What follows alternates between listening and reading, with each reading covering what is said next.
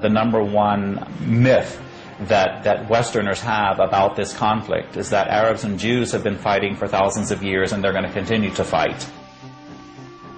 This is really quite bizarre because all it takes is a little bit of reading of history to find out that this just isn't true. There is no congenital historical enmity between the Arabs and the Jews. The Jews flourished in the Arab world at a time when they were being persecuted throughout all of Europe. At the end of the 19th century, because of anti-Semitism in Europe, European Jews began to try and figure out a solution to the Jewish problem. A very small minority adhered to Zionism, the idea that the only place in which they could be safe is within a Jewish state.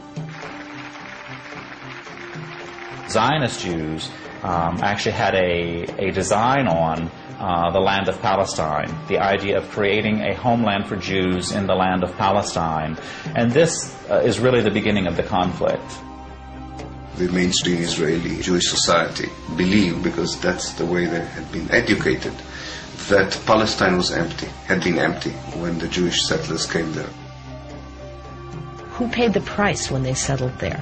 Is it really true that Israel was a land without a people for a people without a land? Palestine was not empty. It was a land populated by Arabs who had a high level of culture, high level of education. With farms and markets and towns and villages and roads and commerce and lots of interaction with the rest of the world. The population was overwhelmingly Arab.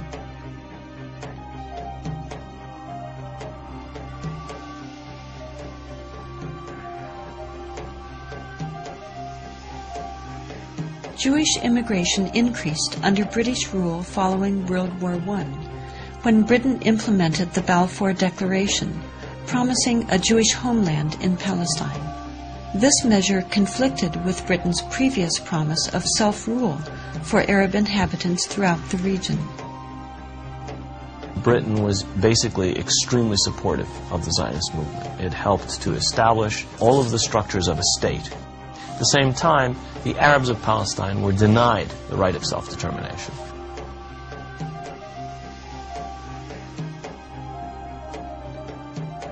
The Palestinians saw a European power decide the future of a non-European territory, in flat disregard of both their presence and wishes. In the 1920s, as land was being stripped away from local residents, the first clashes between Palestinians and Jews began, and would continue on for years to come.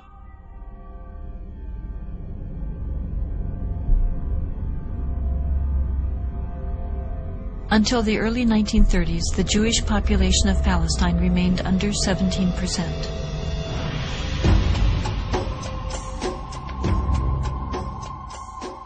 Hitler's rise to power in Germany completely changed that.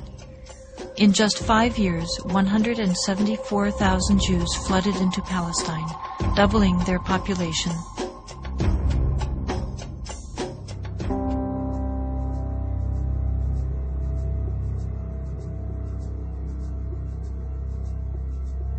As the world attempted to make amends for the horrors of Nazi genocidal policies, efforts to make Palestine a Jewish homeland increased. The Palestinians, they were not the Nazis. They were not responsible for the Holocaust. But they were the ones who paid the price.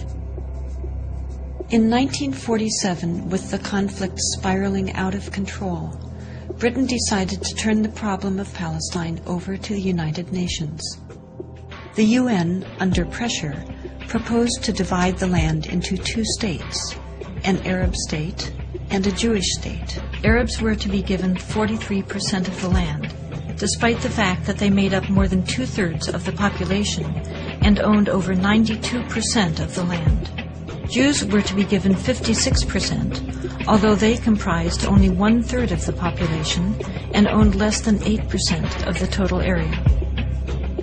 Nevertheless, they were given not only most of the land, they were given the most fertile land. Zionist leaders took advantage of their superior military preparation and immediately began occupying major Arab cities in Palestine.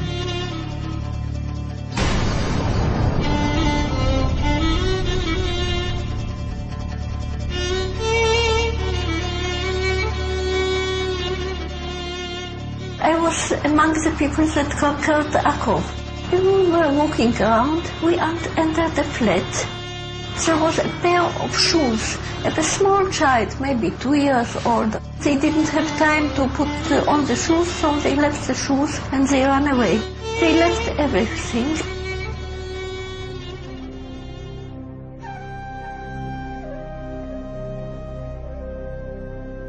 We found out that there was a systematic expulsion of Palestinians, and there was, as I said, there was an ethnic cleansing operation taking place. The most infamous campaign was the massacre at the village of Deir Yassin, where over 100 men, women, and children were systematically murdered. هذا البيت فكان متخبين فيه أنا وولادي وأخويا موسى. ما كان لي أنا معيد لك موسى مشاكل نتونس بألق فيه هذا البيت. أجي قال لي لما كنا بالبيت كنا مش كسر الخبطنا الكنبلة وجينا ست صورتنا وبنت الصوابت لمسحوا ولادي وكانوا بعد ما راحت المراكة الحركة كسروا الباب عليهم وطلعونا بدهم يقتلوا في مسادبة في على وجهها يقتلوا وتناولت 250 ليرة من عدة وقلت يا خواجة بس مشان الله الطالب انت ستكت للشي قال لي كتير انت كويس هات المصاري بارس وكنت الحنوس وتسويت فيها كنت الحنو أجراك يا ويلي هزمتك على السلام احمي أضرب نعود حتى في الطمس هيك ويكون أصفي موسى كدام حتى 5 مليون تحت راسها.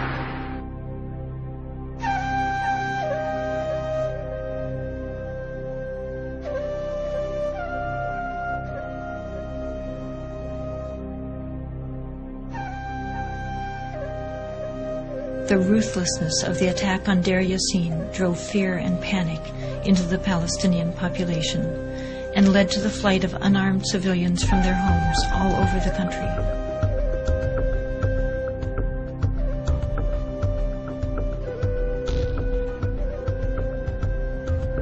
As a result, maybe 300 or so thousand Palestinians had already been expelled before the first Arab soldier entered Palestine. Some of the neighboring Arab armies finally intervened after May 15, 1948, when Israel officially announced its statehood. Although there was a lot of war rhetoric on the Arab side, very few soldiers, Arab soldiers, were sent into the battlefield. And actually, for most parts of the war, there was superiority on the side of the Israeli army.